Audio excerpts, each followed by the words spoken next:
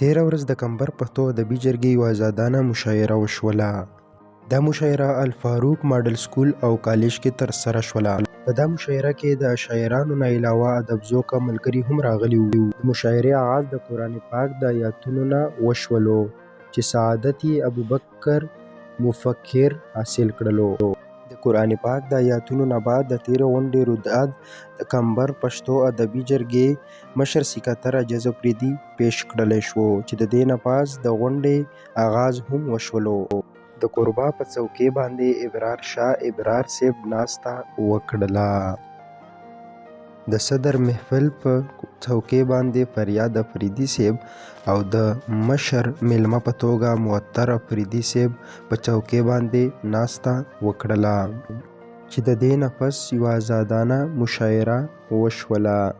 په دې مشاعره کې دا د شاعرانو ګډون کړی و: عجز افریدي صاحب، سلیم روحاني صاحب، یاسر غمګین صاحب، سید ولی خواجل صاحب، ملال افریدي، ذاکر زار افریدي او کپتان تیراوال صاحب خوږ ترنم وړاندې کړلو. جان اکبر صاحب، منور خان منور صاحب، کوربه ابرار شاه ابرار صاحب، مشر میلمه معطر افریدي صاحب، صدر محفل فریاد افریدي صاحب برخه واخیستله. د دې سره مشاعره ختمه شوله او د راروانې مشاعرې نیټه عجز افریدي صاحب هم وویله. د مشاعرې د ختمېدو نه پس ټولو شاعرانو ادیبانو ملګرو په شریکه باندې یو انځور هم واخیستو. د مشاعرې متعلق عجز افریدي صاحب سبا رنګ پاڼې لاس داسې هم وویل: موږ د دغو غونډو چې کوم د دغو غونډو اصلي مقصد دا دی چې موږ د شعر او د ادب په ذریعه باندې د دغې په دغه علاقه کې مینه او محبت پرچار وشي او خلک د دې نه خبر وو چې شعر څه دی، ادب څه دی، شاعر څه دی، شاعر په معاشره کې څه اهمیت دی.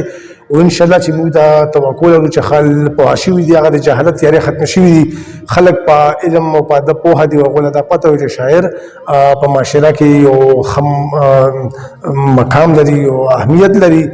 او شاعر د قوم سترګې د معاشرې ترجمان دی. شاعر کم څه چې ویني هغه عام خلک نه ویني او هغه د شاعر ذمهواري چې هغه د چاپېریال نه خبر وي او هغه خامې هم په ګوته کوي او خصلتونه هم په ګوته کوي. ډېره مننه.